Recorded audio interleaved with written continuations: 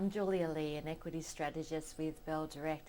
This week we're going to be focusing in on stock ideas and also how to put together a stock screener for your own ideas. But let's start off with having a look at what the brokers are saying. And here's Goldman Sachs saying a buy on Adairs with a $2.90 target. That's 16% upside from where the stock is trading today.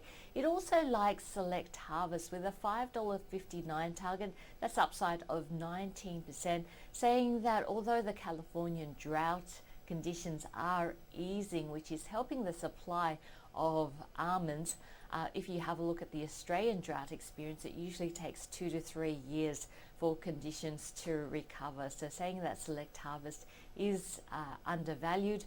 It though has a sell rating on Beach Petroleum with a target price of 59 cents. That's downside of 16% from today's price, saying that the market is overvaluing Beach Petroleum.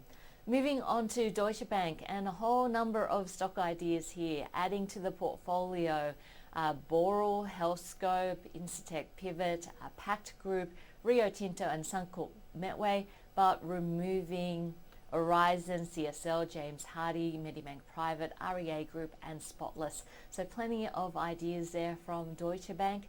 Credit Suisse, a couple of interesting ones. Outperform on Ramsay Healthcare with a $72 target. That's a 13% increase from where the stock is trading today, around about $63.60. It also has a key call on Westpac with a $37 target. That's upside of 14% from where the stock is trading today. On the flip side, an underperform on TPG, stock code TPM, with a $9 target. That's downside of 15%. If you are interested in the smaller cap players, well, Canaccord with plenty of stock ideas here this week. It has a buy on a number of smaller companies, including Speedcast, SDA, the stock code there, Sono Gas and Energy, SEH, the stock code, still in that oil and gas space, FAR, FAR, the stock code there, TOX3, which of course gives you exposure to that mining space and gets rid of things like toxic waste, and in the financial space, a smaller financial company, Rubik Financial, RFL, the stock code there.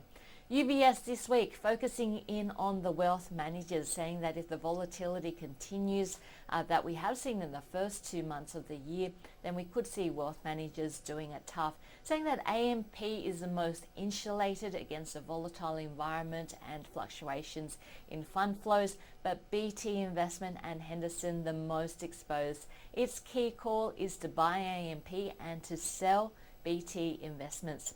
If you're looking for ideas, Morgan Stanley saying its favorite idea is a strong trailing 1 year performance, but a weak 1 month performance. So you'd be looking at the stocks that have been underperforming on a price basis over the last 1 month, but have been performing strongly over the past 1 year. And if you want to put into play some of these ideas, you can do it through Bell Direct Strategy Builder, where you can put together your own stock screener.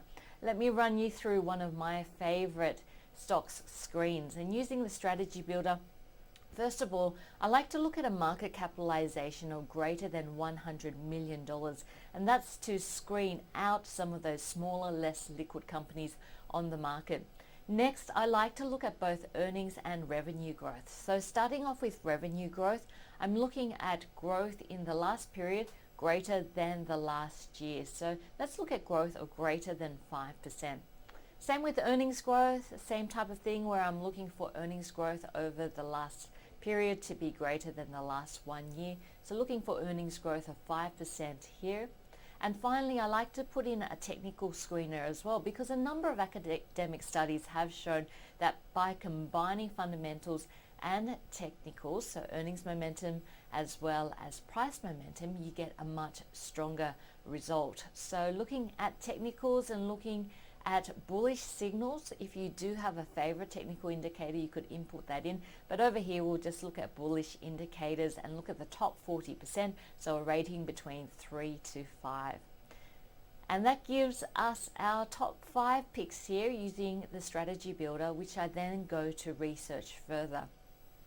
So that's using the Bell Direct Strategy Builder if you do have any ideas and want to look for stock ideas. It just allows you to filter out that investment universe into a much more manageable number to then go and research further. Having a look at strategy, and Deutsche Bank out with an interesting note this week saying play the domestic cycle because there are challenges elsewhere, citing challenges like the Chinese currency, Brexit, the US election, as well as central bank action. It likes on the domestic front consumer spending. It says that there's less saving going on, less essentials, inflation, and strong net tourism inflow, which is helping. It likes the banks. It thinks the banks are looking cheap here, and it has raised energy from underperformed to a more neutral stance. On the flip side, it doesn't like mining stocks. It doesn't think that the fundamentals support outperformance from current levels. It has also pulled back on overseas cyclical exposures, as well as cutting out some high PE ratio stocks as well. So plenty of stock ideas there, whether it's from individual investment houses or through a strategic play or through using a stock screener.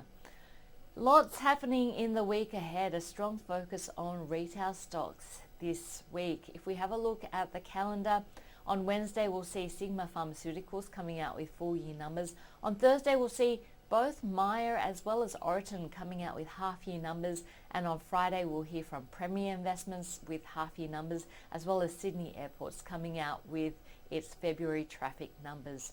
So there's the weekly wrap. I hope you've seen plenty of stock ideas to add or remove from your portfolio. I'm Julia Lee from Bell Direct. Hope to see you next week.